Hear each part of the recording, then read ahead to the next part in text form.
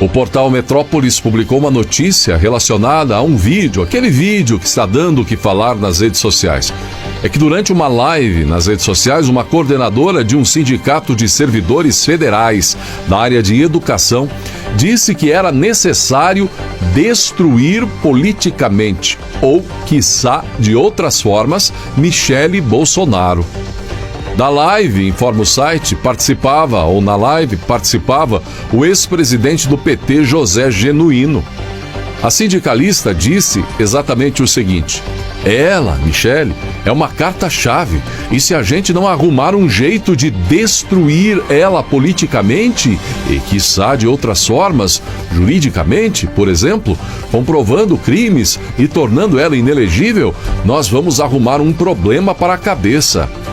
A sindicalista deixou bem claro por que acha Michele Bolsonaro uma carta-chave. Quem tem dificuldade de falar com o povo hoje no Brasil, sejamos objetivos, somos nós. Se você observar como ela, Michele, mobiliza as pessoas, ela é infinitamente melhor que o Bolsonaro, disse ela. Ou seja, reconheceu, para além do suposto talento da ex-primeira-dama, a incompetência do setor progressista ou de esquerda. A notícia confirmou algo que apoiadores de Bolsonaro já sabiam. Militantes pró-governo podem focar em breve na perseguição a Michele Bolsonaro. Como parte das principais ferramentas da justiça foi militante do PT, é possível dizer que o próprio sistema esteja pensando em algo para breve colocar Michele Bolsonaro, por exemplo, inelegível. Acreditam muitos nisso. Outro alvo programado seria o governador de São Paulo, Tarcísio. Ainda sobre a ex-primeira-dama, a mulher diz que ela adquiriu sua capacidade de comunicação porque foi treinada, entre aspas, nas igrejas evangélicas, que, segundo ela, conseguem se comunicar de forma eficaz com o público, algo que não ocorre com a esquerda, de acordo com a militante. Ela é treinada nas igrejas evangélicas, e as igrejas evangélicas não cresceram como cresceram porque eles têm dificuldade de falar com o povo. Quem tem dificuldade de falar com o povo, sejamos objetivos, claros e sinceros, porque mentir para si mesmo é sempre a pior mentira, isso. Somos nós, disse ela. Desde março de 2023, quando tomou posse como presidente do PL Mulher, Michele tem ganhado espaço no mundo político, e aí trazendo preocupações para opositores e aqueles que não só torceram, como fizeram de tudo para tornar Jair Bolsonaro inelegível para 2026. Porque neste caso, de tanto carinho, Michele pode figurar como a grande opositora a Lula em 2026. O ex-presidente Jair Bolsonaro, que publicou vídeos em suas redes sociais de momentos na região de Angra dos Reis, onde tem passado férias.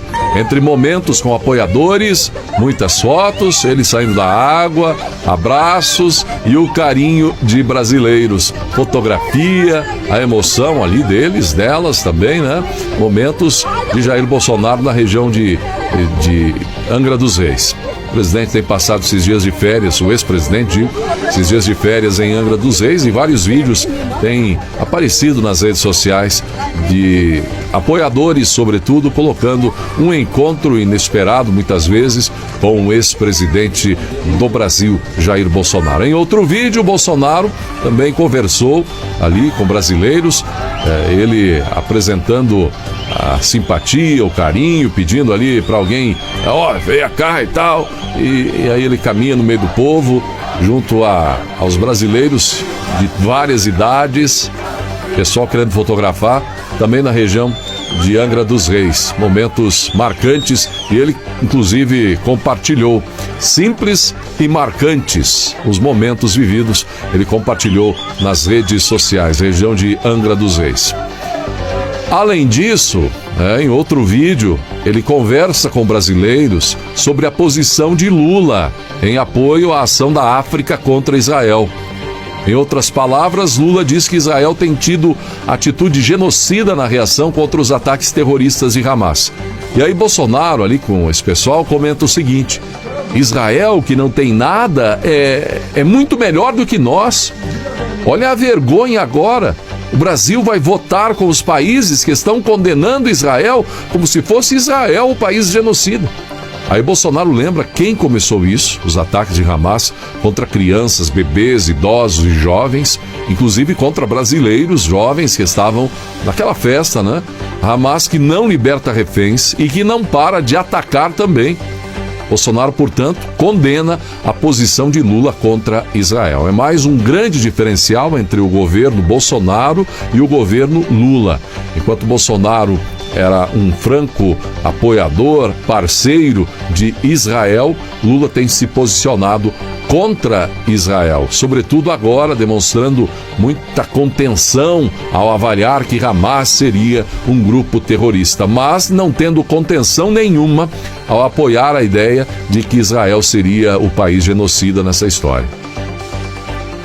A Justiça de São Paulo arquivou a primeira ação judicial que cobrava do ex-presidente Jair Bolsonaro uma multa de mais de R$370 mil por não usar máscara durante a pandemia.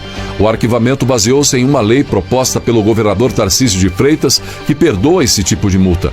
A Procuradoria-Geral do Estado está solicitando o arquivamento de outras ações semelhantes, uma vez que a lei sancionada por Tarcísio resulta no cancelamento da certidão de dívida ativa, que é essencial para a execução fiscal. Bolsonaro enfrenta 5 execuções fiscais relacionadas à falta de uso de máscara ao longo do governo João Dória, com total inicial de R$936 mil em multas.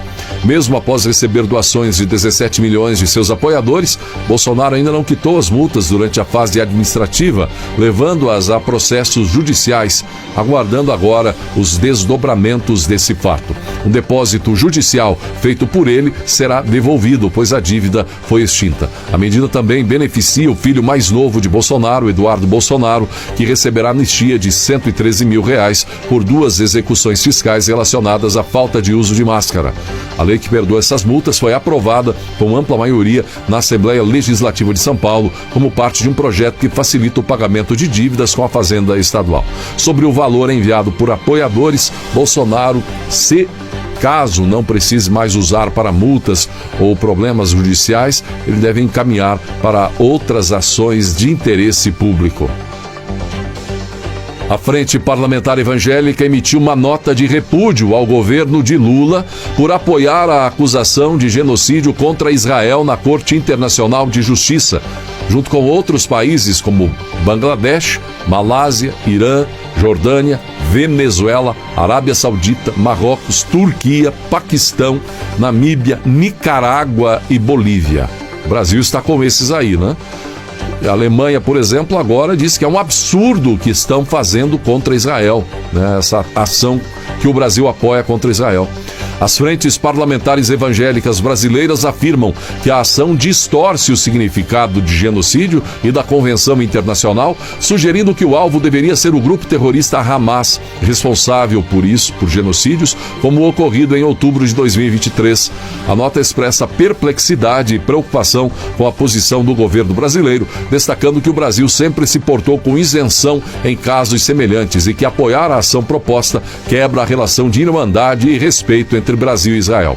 O comunicado enfatiza a importância da imparcialidade e do diálogo construtivo em questões delicadas. Essa palavra, inclusive, genocídio, é uma palavra que dá água na boca, parece que do pessoal militante à esquerda, né? Usa demais essa palavra e, de fato, tira até o sentido da palavra, né? Porque destoa completamente do verdadeiro significado da palavra. Então é preciso que o pessoal aí que anda usando e babando para falar a palavra tenha mais cuidado com o uso disso. O chefe da Secretaria-Geral da Presidência da República, Márcio Macedo, reconheceu a ocorrência de um erro formal ao utilizar recursos públicos para pular carnaval, para que 3 assessores o acompanhassem durante o carnaval fora de época em Aracaju, Sergipe, conforme revelado pelo portal Metrópolis. Macedo afirmou que seu gabinete cometeu um equívoco ao permitir que os assessores utilizassem passagens e recursos públicos, assegurando que tal situação não se repetirá. O brasileiro não pode dizer que cometeu um equívoco quando não paga o IPTU, quando não paga o imposto, quando diz não quero mais pagar imposto porque quero viver os meus sonhos, fazer acontecer. Não pode dizer que foi um equívoco, né? mas pelo menos está reconhecendo um erro, né, o cara aí. Ele determinou uma sindicância para a apuração dos fatos